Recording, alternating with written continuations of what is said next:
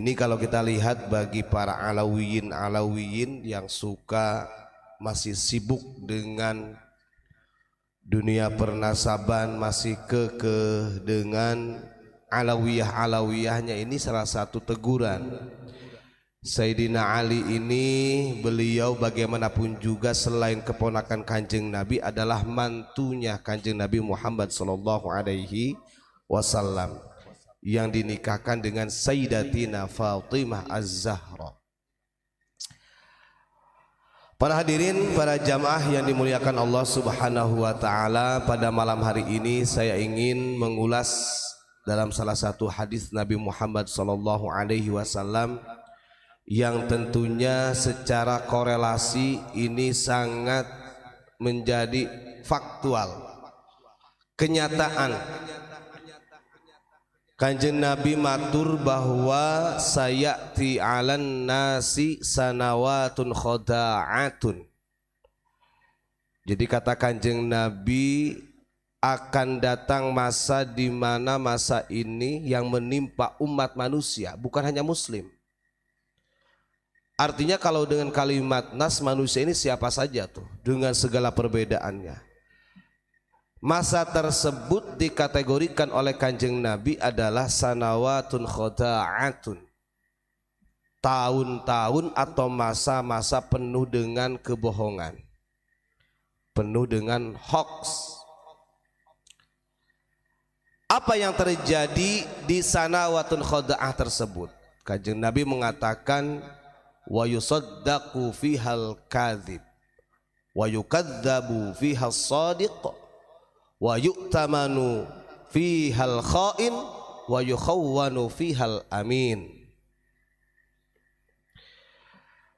Yang dimaksud dengan sanawatun khada'atun, kata baginda Rasulullah, tahun kebohongan yang mana umat terbelenggu dengan kebohongan yang sedemikian rupa, dan kebohongan tersebut mau datangnya dari kalangan ulama, kebohongan tersebut mau datangnya dari kalangan para habaib, sekalipun kebohongan tersebut datangnya dari para pemerintah. Ini tidak pandang bulu. Kalau nanti di dalamnya terdapat wa yusaddaqu fihal kadhib wa yukadzdau fihal shadiq, berarti kita semua dalam jerembabnya atau terjerembab dalam belenggunya kebohongan. Maka pantas kadang-kadang orang awam seperti kita itu bingung kalau sekarang siapa sih yang harus diikutin.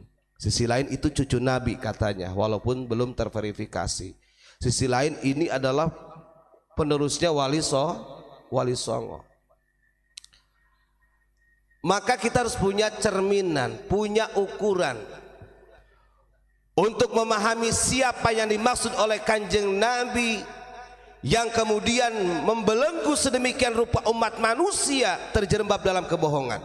Kata Nabi wa yusaddaqu fihal kadhib.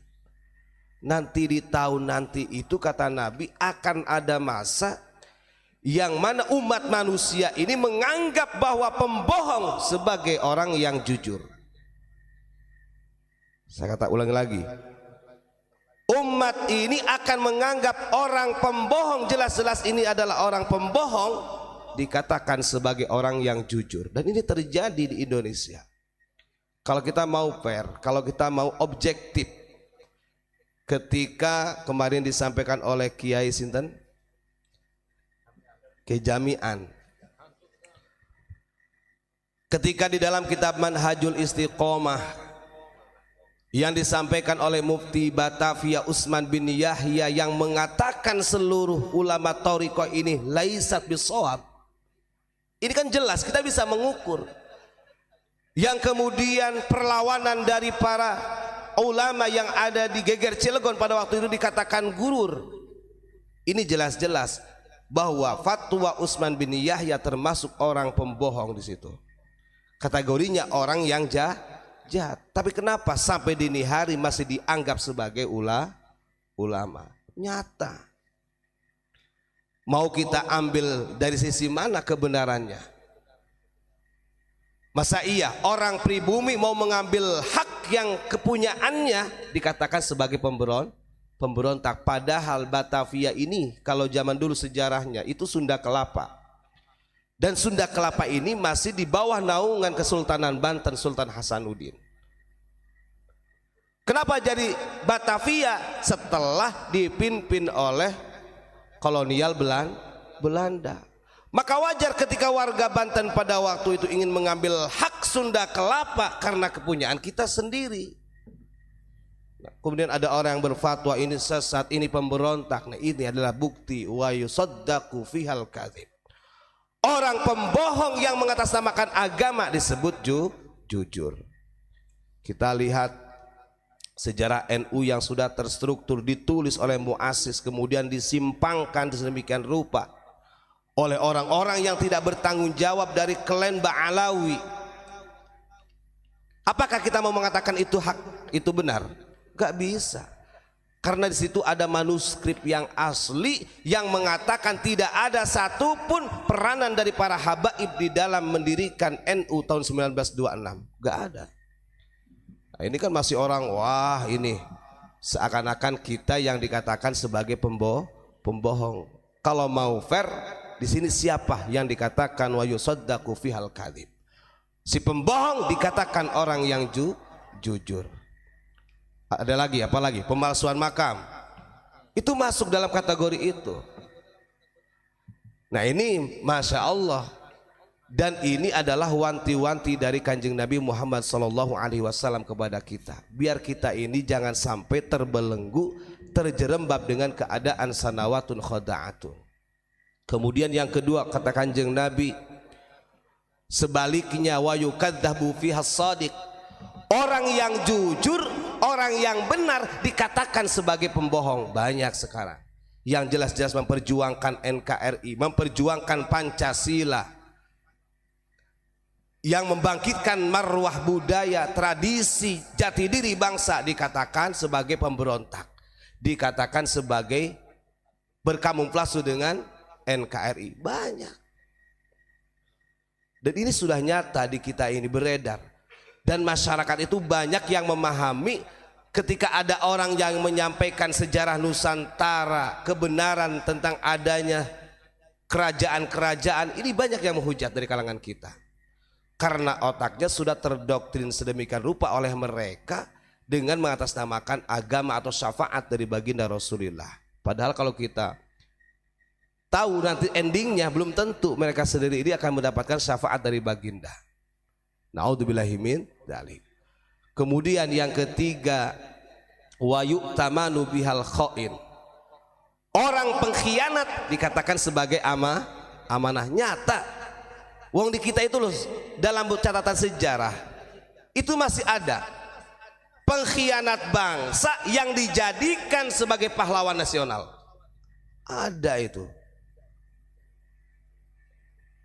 Wa yukhawwanu fihal amin. Sementara orang yang amanah memperjuangkan harga diri martabat bangsa dikatakan sebagai pengkhianat. Banyak.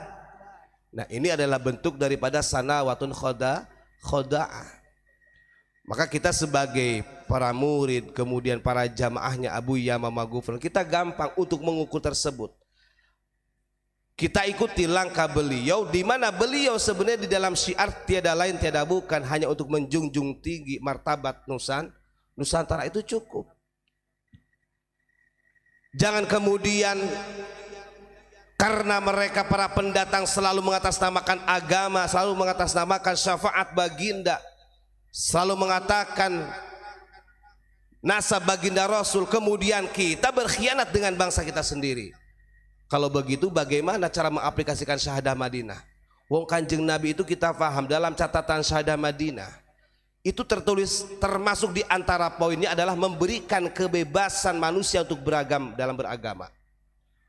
Gak ada dalam syahadah Madinah itu Kanjeng Nabi meminta semua umat manusia menjadi Islam, menjadi Muslim. Gak ada. Makanya syahadah Madinah ini diadopsilah oleh orang-orang para pemerintah dimanapun, termasuk bangsa Indonesia ini, bangsa Nusantara. Nah ini adalah kekeliruan pemahaman yang sebenarnya mengatasnamakan agama, kemudian justru akan menghancurkan Islamnya sendiri.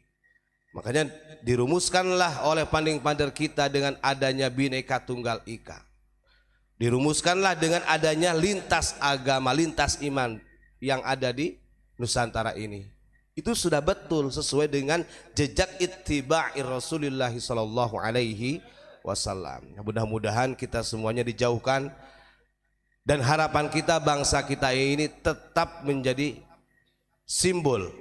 Karena bagaimanapun juga bangsa Indonesia ini ada beberapa ilmuwan yang mengatakan Nusantara ini adalah salah satu bangsa yang bisa memimpin perdamaian dunia. Itu yakin. Itu sudah bukan hanya satu orang dua orang, hampir semuanya. Di Indonesia tidak ada yang namanya Yamanisasi, gak ada. Makanya saya tertarik dengan beberapa tokoh-tokoh yang mengatakan harusnya KTP Indonesia itu begini dalam isinya. Kebangsaannya Nusantara, negaranya Indonesia. Karena kita ini bangsanya adalah bangsa Nusantara. Ya mudah-mudahan dengan adanya nanti perubahan dari pemerintah di tahun ini, mudah-mudahan lebih membawa baldatun thayyibatun wa rabbun ghafur. Mungkin itu saja saya sampaikan, kurang lebihnya mohon maaf. Ihdinas siratal mustaqim. Wassalamualaikum warahmatullahi wabarakatuh.